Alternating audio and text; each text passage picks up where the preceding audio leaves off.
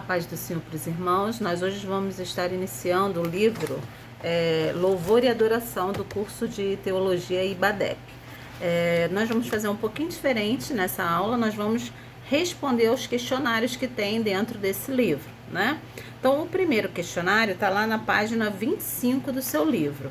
A gente vai respondendo as perguntas e na medida que a gente vai respondendo as perguntas, a gente vai falando alguma coisa acerca do tema tratado nelas, né?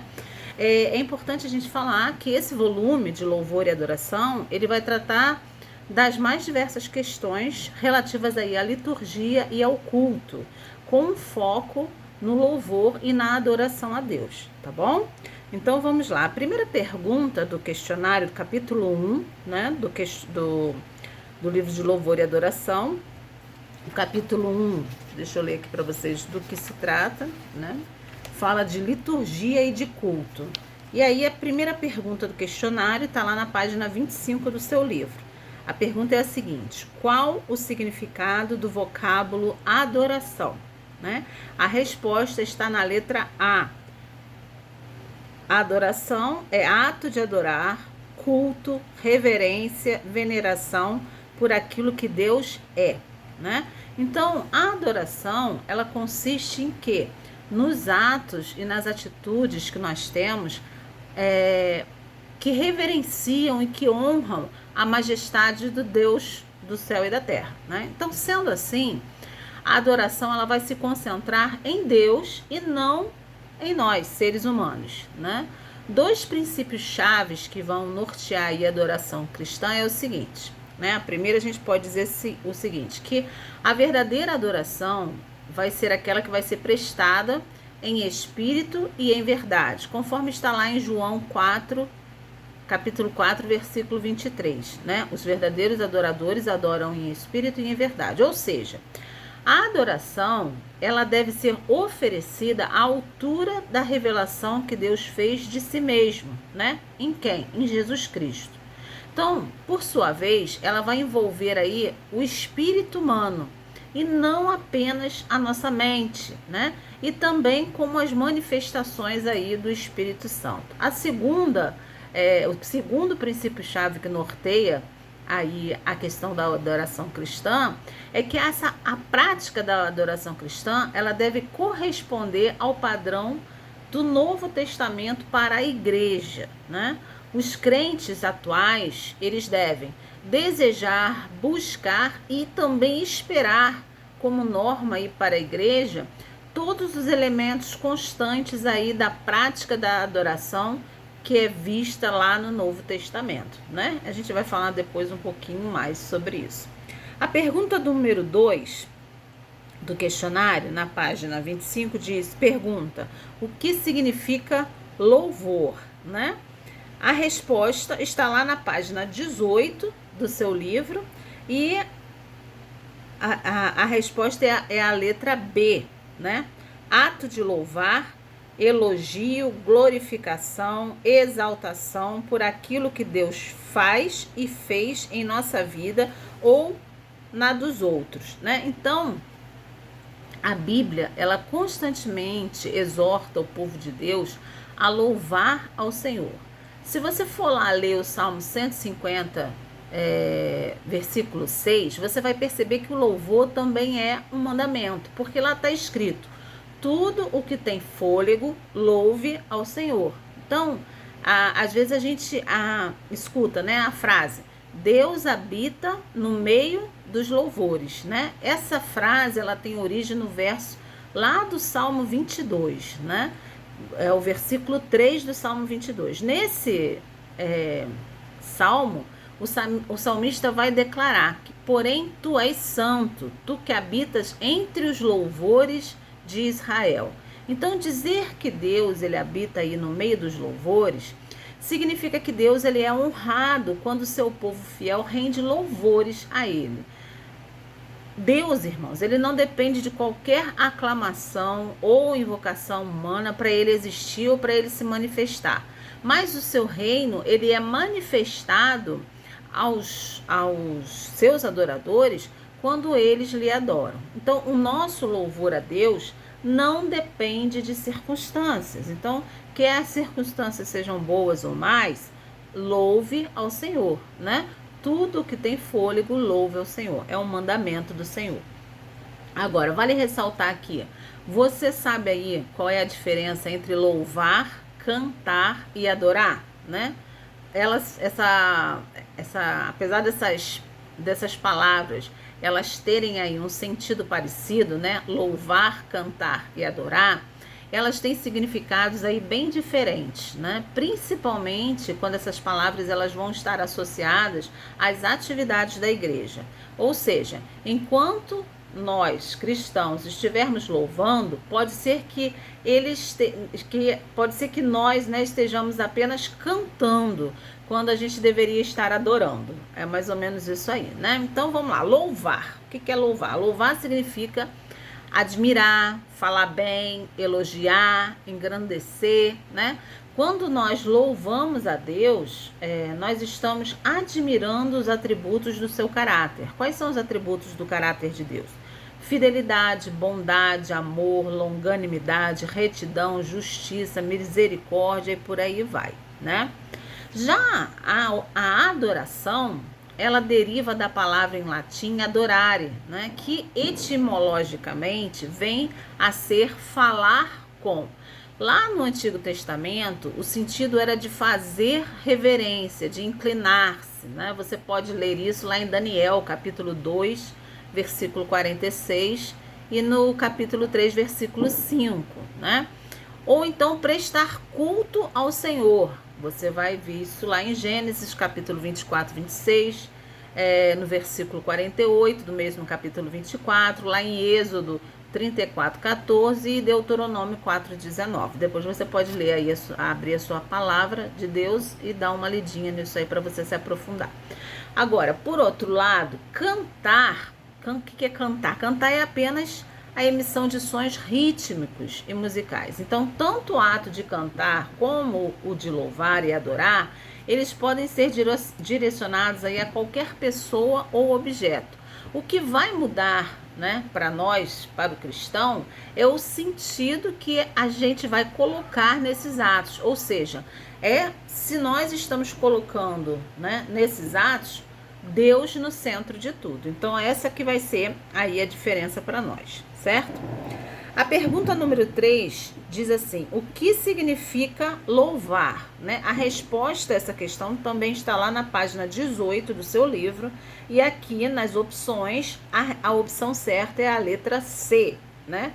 Que é elogiar, dirigir louvores, glorificar, aplaudir, né? Então, quem deve louvar a Deus e como?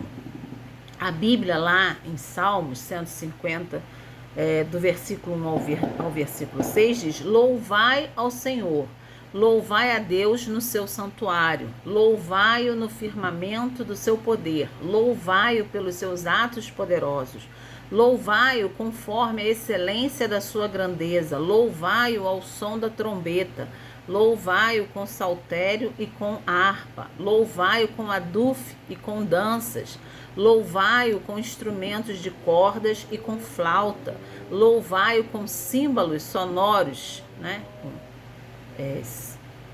Louvai-o com símbolos antissonantes. Tudo quanto tem fôlego, louve ao Senhor, louvai ao Senhor. Então, o louvor, ele é uma oferta espiritual. A Bíblia vai dizer lá em Hebreus capítulo 13, versículo 15, que por ele, pois, ofereçamos sempre a Deus sacrifício de louvor, isto é, o fruto dos lábios que confessam o seu nome. Então, louvar significa agradecer a Deus pelas suas muitas dádivas, né? A Bíblia também vai dizer lá em Salmos 103, versículo 2: bendize, ó minha alma ao Senhor, e não te esqueças de nenhum dos seus benefícios. Então, louve a Deus pelo seu perdão, né? E por ele sempre, irmãos, responder às nossas orações, né? Às vezes as respostas não são aquelas que nós esperávamos, mas Deus sempre nos responde. Então, a Bíblia também vai dizer em Salmos 65, do versículo 1 ao 3. A ti, ó Deus, é devido o louvor em Sião, e a ti se pagará o voto. Ó tu que ouves a oração, a ti virá toda a carne. Prevalecem as iniquidades contra mim, mas as nossas transgressões tu as perdoarás. Então, toda a criação é como se fosse uma sinfonia louvando a Deus por aquilo que Ele faz por cada um de nós, né? Todos os dias da nossa vida. A Bíblia diz que lá no Salmo 148 também, louvai ao Senhor desde o céu, louvai-o nas alturas, louvai-o todos os seus anjos, louvai em todas as suas hostes, louvai o sol, a lua, louvai todas as estrelas luzentes, louvai os céus dos céus e as águas que estão sobre os céus, louvem eles o nome, né? Então, assim ele vai falando nesse salmo, né? É um salmo de louvor. Então, nós podemos louvar a Deus porque Ele é poderoso, né? E a palavra de Deus diz que Ele se exalta, né? Exalta-te, Senhor, na tua força. Então, nós cantaremos e louvaremos o teu poder. Então, uma boa forma de você louvar a Deus é através da música, né? Lá no Salmo 33 fala, cantai-lhe um cântico novo, tocai bem e com júbilo, né? Então louve a Deus ainda que o nosso coração ele esteja sofrendo, né? Bendirei ao Senhor em todo tempo, o seu louvor estará continuamente na minha boca. Então devemos também louvar a Deus diariamente, né? Assim cantarei louvores ao teu nome perpetuamente para pagar os meus votos de dia em dia, né? Louve a Deus por transformar o desgosto em felicidade, né? Lá no Salmo 30, versículo 11 e 12 diz, tornaste o meu pranto em regozijo, tiraste o meu cilício e me cingistes de alegria, para que a minha alma te cante louvores e não se cale. Senhor Deus meu, eu te louvarei para sempre, né? Lindo isso. Então, louve a Deus pela sua bondade, né? Deem graças ao Senhor pela sua benignidade, diz o Salmo 107, e pelas suas maravilhas para com os filhos dos homens, pois ele satisfaz a alma sedenta e enche de bens a alma faminta, né? Então, como a gente vê, a palavra de Deus, ela está sempre nos incentivando a louvar ao Senhor em todas as circunstâncias da nossa vida, pela sua grandeza, pela sua misericórdia, pelo seu amor, porque Ele é poderoso, porque Ele e por tudo aquilo que Ele já fez e faz na nossa vida, né? Pergunta número 4, né? Está aí na página 26 do seu livro. A pergunta número 4 essa parte, né? A pergunta 4 e 5 é marque C para certo e é para errado. Então, a primeira diz assim, congregação é o conjunto dos membros de uma determinada denominação religiosa. Isso está certo ou está errado? Está certo, né? A resposta está lá na página 18 do seu livro. E a congregação, né? A igreja, ela é a reunião, ela é a assembleia, um grupo de pessoas, né? Então, nós podemos dizer que a congregação é uma comunidade que é organizada, né? Uma comunidade cristã organizada que vai se reunir, né? De tempos em tempos, durante a semana, né? Para quê? Para participar de tudo aquilo que envolve o serviço do culto a Deus. Que serviço é esse? A gente vai ver. Oração, louvor, oferta, leitura da palavra, né? Que é a liturgia do culto. E quando a gente vai para o culto, a gente vai para adorar, para louvar a Deus, né? Então, a gente se reúne numa congregação. Então, essa resposta está certa. A pergunta número 5 é a seguinte. Latreu, né? É uma palavra aí. Latreu. Aí ele coloca assim, em o Novo Testamento, esta palavra descreve o serviço realizado pelos sacerdotes, o trabalho realizado pelos missionários, a obtenção de fundos ou auxílio financeiro. Essa pergunta está certa ou está errada? Essa pergunta está errada, né? latreo, latreo. É difícil falar essa palavra, né? O significado dela está lá na página 19 do seu livro. Eu vou lá ler para vocês, página 19, está lá, latreo. O que é esse vocábulo? Ele vai descrever o trabalho por um salário, né? Significa o quê? O serviço do ser humano para com Deus. Ele se refere ao culto e ao serviço, né? Então, essa definição que está aqui, na verdade, ela diz respeito a outra palavra que está na página 20 do seu livrinho, que é leiturgon, né? Então, isso que está aí definido, que eu li para você antes, é, na verdade, a palavra leiturgon, que a definição está lá na página 20, certo? Muito bem, agora nós vamos lá para a página 39 do seu livro, dando continuidade aí ao questionário, né? A pergunta número 6, né? A pergunta número 6, ela vai falar o seguinte: o que significa congregação? Na verdade, ela é uma pergunta repetida, ela está repetindo a pergunta número 1, né, que está lá na página 25, cuja resposta está na página 18 do seu livro. A resposta certa é a D, conjunto dos membros de uma determinada denominação religiosa, né? A mesma coisa que a gente já falou. A segunda, a pergunta número 7 é: o que significa latreo, né? Então, acabei de responder isso, né? A resposta está lá na página 19 do seu livro. E a resposta certa aqui é a letra A, né? Que é igual aí a pergunta número 4, lá da página 26. Muito bem. A pergunta número 8. O que significa leiturgon, né? É a mesma pergunta, né? Pergunta número 5 da página 26, que nós lemos. E a resposta aí é a C. Leiturgon significa, em um Novo Testamento, esta palavra descreve o serviço realizado pelos sacerdotes, o trabalho realizado pelos missionários, a obtenção de fundos ou auxílio financeiro, né? A resposta encontra-se na página 20. Muito bem. Pergunta número 9. Essa parte 9 e 10 é marque C para certo e E para errado. Muito bem. Então, a primeira fala assim: a poesia na Bíblia parece ser um modo difuso e estranho de expressar as coisas, como se fosse tornar as ideias menos inteligíveis. Isso está lá na página 36, né, do seu livro, e essa resposta está certa, né?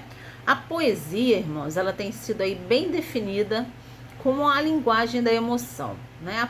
A poesia hebraica, ela trata quase que exclusivamente da grande questão da relação do homem com Deus, né? Culpa, condenação, castigo, perdão, redenção, arrependimento, são os temas aí inspiradores desta poesia que é nascida aí no céu, né? Inspirada pelo Espírito Santo. Então, nas escrituras hebraicas, você vai encontrar 3 tipos de poesia, né? A primeira é a do livro de Jó e dos cânticos de Salomão, ou cantares, né? Que a gente pode dizer que é uma poesia dramática, né? O segundo tipo é a do livro de Salmos, que é uma poesia lírica. E o terceiro tipo é aquele que você vai encontrar no livro de Eclesiastes, que é uma poesia didática e sentenciosa, né? Então, a poesia hebraica, ela não tem nada parecido com as poesias das nações ocidentais. Por quê? Porque ela não tem nem métrica nem rima, né? Uma coisa não vai rimar com a outra. A grande peculiaridade vai consistir aí na correspondência mútua de frases ou de cláusulas que vão ser chamadas de paralelismo ou rima do pensamento. Vários tipos desses paralelismo podem ser destacados. mas eu não vou mencionar aqui porque nós estudamos isso, né? Isso tem lá no livro do Antigo Testamento 2, que foi o tema de uma aula recente, né? Então você pode, eu não falei isso na aula, né? Porque isso era mais técnico, mas está lá no seu livro. Então é só você ir lá no Antigo Testamento 2 que ele vai falar, quando ele fala do livro de Cantares, quando ele fala do livro de Jó, ele vai lá falar sobre o paralelismo, né? Paralelismo, isso, né? É só você ir lá e dar uma lidinha lá nessa parte, né?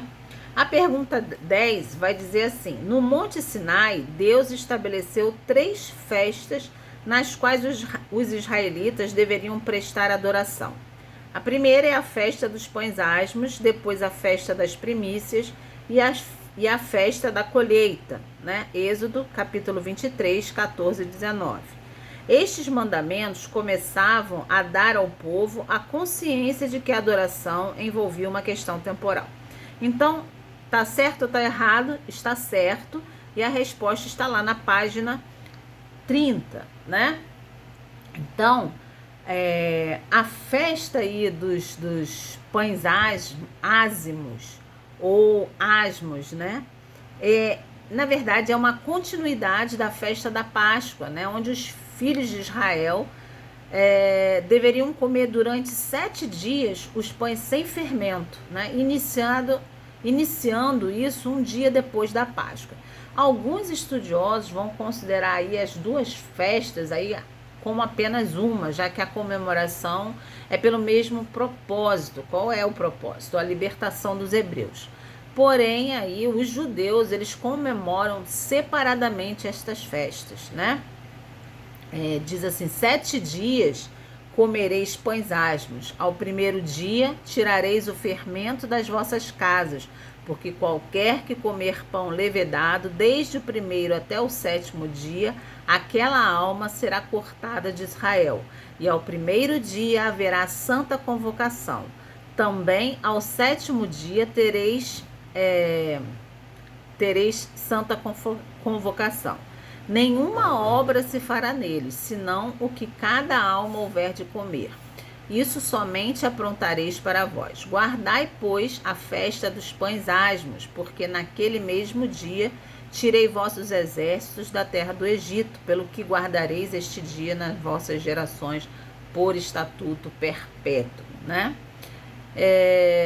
Isso é a festa dos pães asmos. O que é a festa das primícias, né?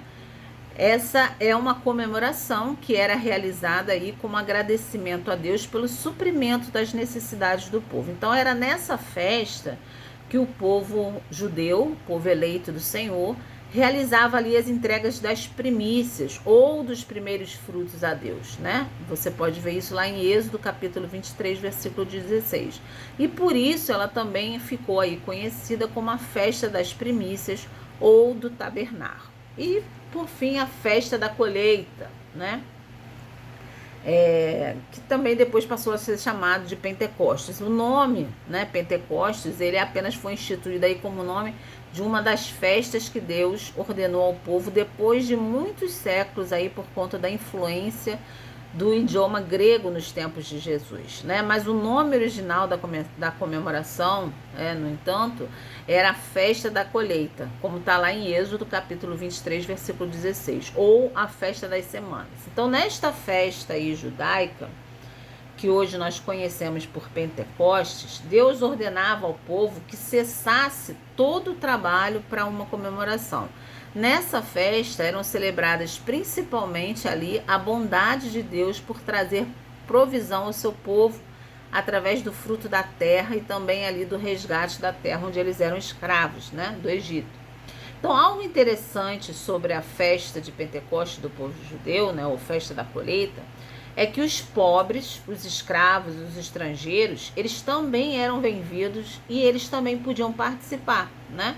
A festa da colheita, ela instituía que todos os agricultores, judeus ou gentios, eles trouxessem ali a 10ª parte das suas colheitas para que o montante fosse então depois repartido ali entre os pobres, entre as viúvas e entre os órfãos e também os necessitados, a fim ali de que não houvesse, né, a fim de que não houvesse ali desigualdade social. Então vale lembrar que naquele tempo não existiam qualquer leis de proteção a essas pessoas, né?